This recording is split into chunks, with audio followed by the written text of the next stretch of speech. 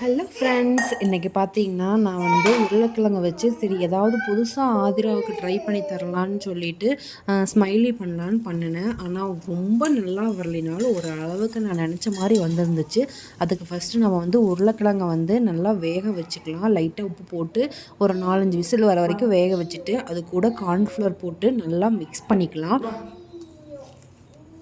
இந்த மாதிரி நல்லா மிக்ஸ் பண்ணதுக்கப்புறம் அது வந்து கொஞ்சம் மாவு மாதிரி தான் ஃபீல் ஆகும். இருந்தாலும் அது டேஸ்ட் வந்து நல்லா தான் இருந்துச்சு. அதுக்கப்புறம் பார்த்திங்கன்னா அது சப்பாத்தி கட்டையை வச்சு நல்லா தேய்ச்சிக்கலாம். மேலே லைட்டாக மாவு போட்டு நல்லா தேய்ச்சிக்கலாம்.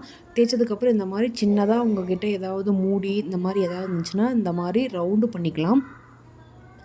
பார்த்திங்கன்னா ரவுண்டு பண்ணும்போது அது தனித்தனி பீஸாக வந்துடும். அந்த மாதிரி தனியாக எடுத்து வச்சுக்கலாம்.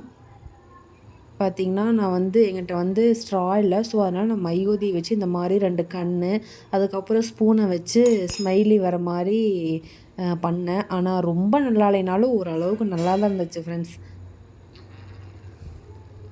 பாருங்கள் எப்படி இருக்குதுன்னு.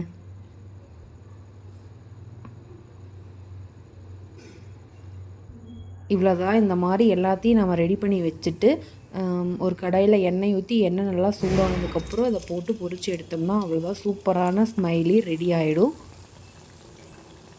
கொஞ்சம் வித்தியாசமாக இருக்கும். ஸோ அதனால் உங்கள் குழந்தைகளுக்கு நீங்களும் ட்ரை பண்ணி பாருங்கள் ஒரு டைம். இந்த வீடியோ பிடிச்சிருந்துச்சுன்னா லைக் பண்ணுங்கள், ஷேர் பண்ணுங்கள். பாய்.